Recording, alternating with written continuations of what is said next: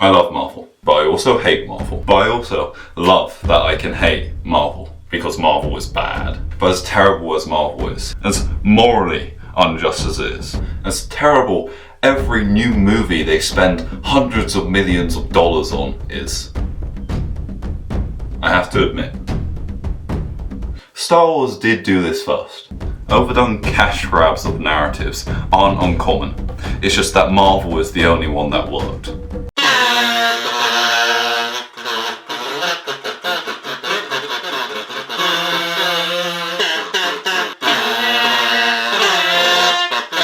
And Star Wars didn't just work, but worked brilliantly in its original trilogy run that was more consistent than the Godfather movies. And I mean it.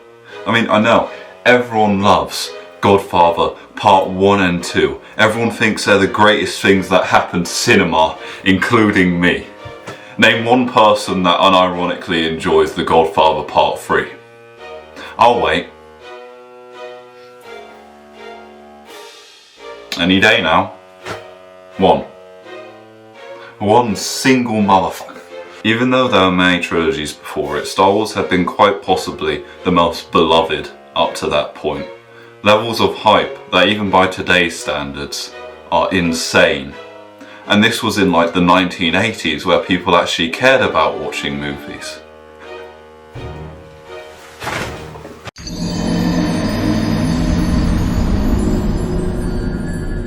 But then the prequels came out.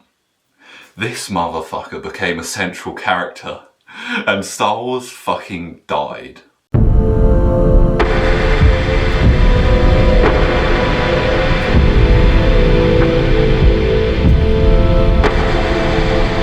And even though the prequels have seen a bit of an online renaissance after the sequels came out, but people hated those. People hated the first movie the second it released. Do you wanna know why? Because it wasn't needed. As much as people go on about how much it betrayed the original series or anything like that, or was just a bad movie, even if it had been a good movie, I doubt anyone would have been that hyped. I wouldn't be hyped, because that movie wouldn't be needed. Star Wars should have finished in the original trilogy. And even though we get stuff like The Mandalorian and Andor and the animated Clone Wars series, which was my childhood every once in a while, I'd rather Star Wars had just ended there and George Lucas had been able to do more cool stuff like American Graffiti, rather than the current, let's just say, hellscape or post-Marvel Star Wars.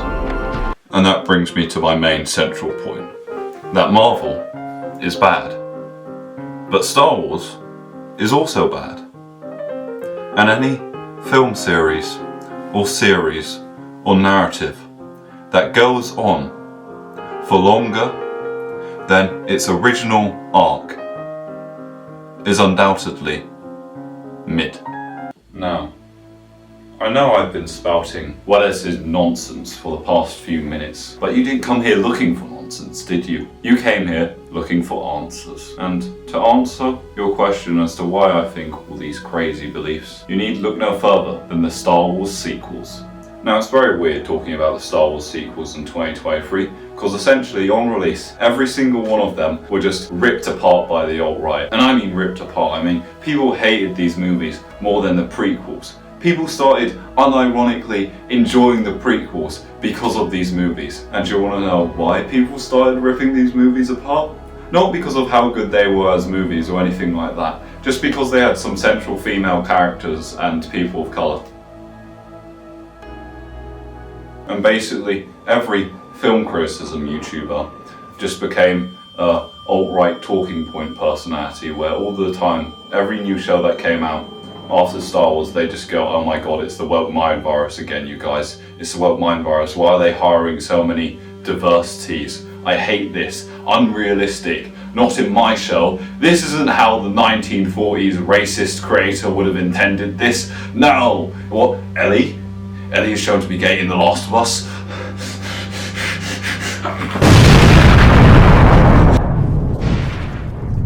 Now, to get radically back on topic, I don't think it's even an exaggeration to say that the Star Wars sequels and the backlash to them started what we now know as modern Gamergate. And whilst I'm not saying that this was deserved in any way, shape or form, because let's face it, it wasn't, I think that this is because people were able to be manipulated because they hated what these movies were doing so much that they failed to understand that it wasn't wokeness or corporations or pandering or anything like that, but because they took the beloved, even legendary characters and story of a whole universe fighting tooth and nail against an evil empire and ruined it by saying, oh no, somehow Palpatine's returned. Guys, we beat the Empire, but there's a new Empire now.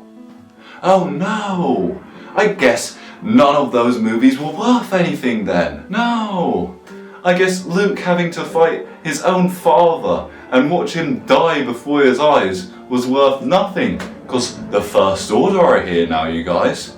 We gotta do the whole shenanigans again. What? The Death Star destroyed Alderaan? Well, there's Starkiller Base now.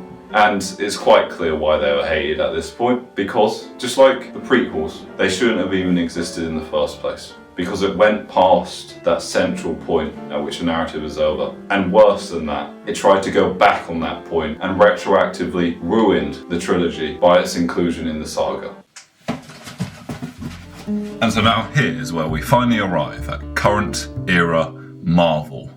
Because Marvel, in case you missed it by my repeated subliminal messaging, is mid. Because Marvel is now doing exactly what their competitors like the Star Wars sequels did when Marvel was actually good, as they rip away closure from their core characters just for the sake of conflict, make whole new ones just to serve constantly building narratives of required watching, and rehash the same boring old story struggle of having to save the world again. That should have ended after Endgame.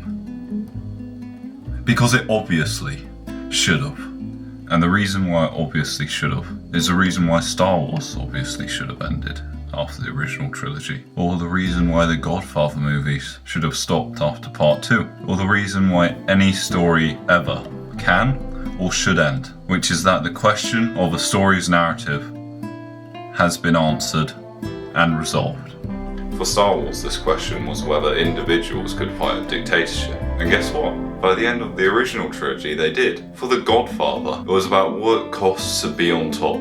And by the end of the second film, it had already cost Michael Corleone his soul. And for Marvel, it was whether heroes could save the world. And for a while, it never really finished answering that question, because it never truly stopped asking it in a different but necessary way for every other movie.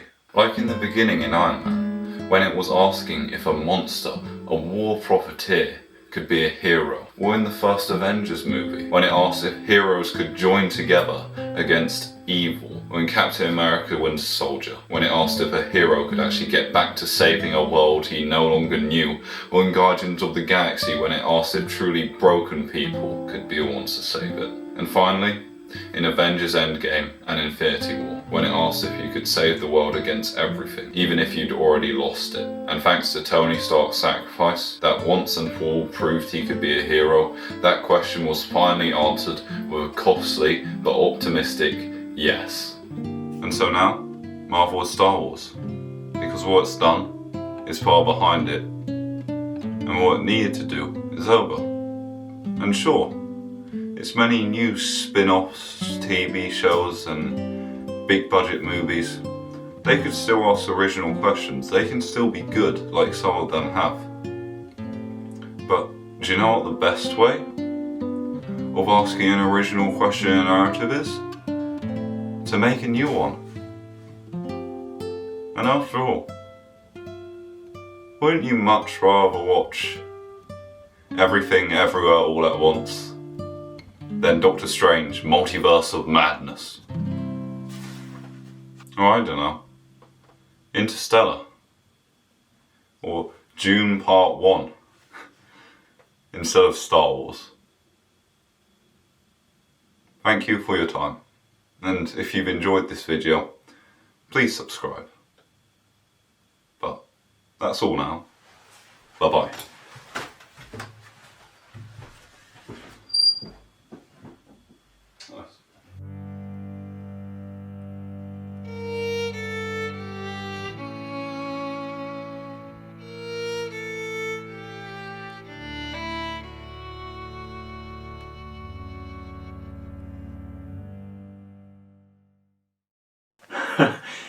Yes, Janet, of course.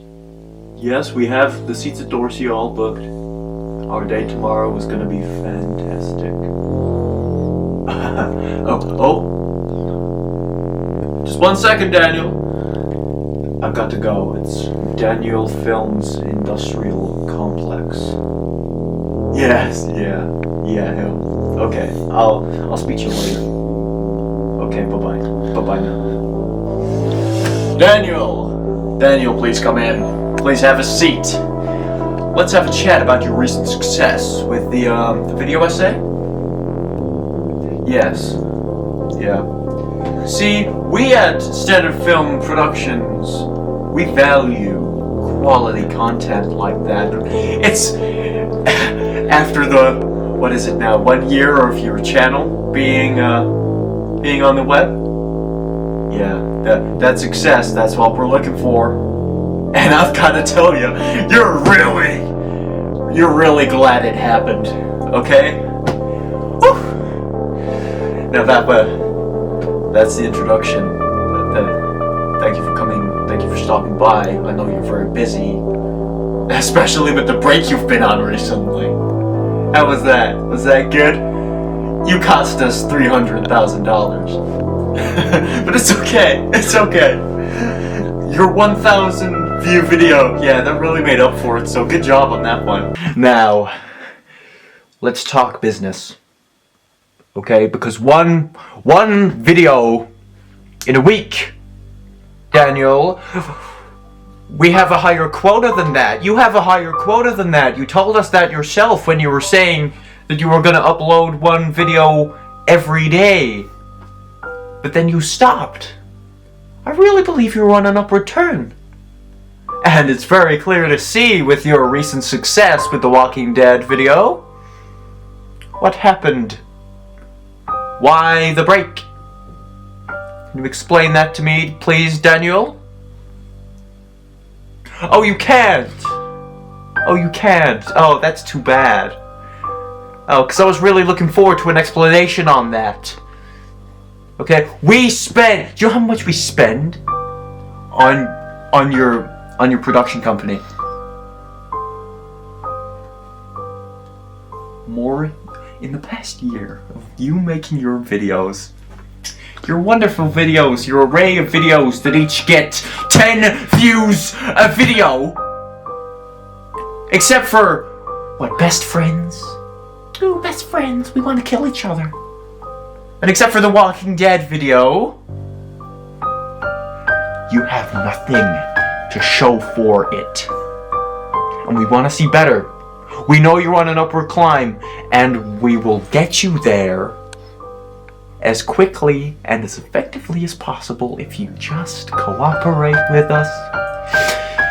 And don't go on another break or another Evil by Interpol marathon. You know the production value of those? It is 1,000% less than we gave you. So we want. Okay, this is where I give you a proposition. This is where I give you a little ultimatum. I'm your friend, okay? I fought hard to keep you on the platform. This is where I give you my final proposition. By the end of April, I want not 1, not 2, not 3, but 4 more. Okay? We know you have it in you. What was it you were talking to me on the phone the other day about? What was it? Beef? the beef video idea. Beef's very, very popular now on Netflix. So I want to see more. I want to see more like The Walking Dead, because I watched 15 minutes and blew my socks off. And then I clicked off. Do you know why I clicked off, Daniel? Because that's the only good thing coming in from your channel. And I wanted to see more. I want options on autoplay. So 4 more videos. That's it. Make them as long as you want. Just longer than 10 minutes so we can monetize it. 10 minutes to an hour. 4 more videos. You've got it in you. You're back now from your break. 4 more. Or, and that's the kicker, you're off of the network. My boss, the higher-ups, they'll have my head if I don't see another 4. I'm doing this for the both of us, Daniel. I've negotiated more money going your way, so it's time to pay up. Do we have an understanding? Theory? Oh, good. I'm glad. Now, what time is it? I have an appointment at 4. 4. What a lucky number. I have an appointment at 4. Get out.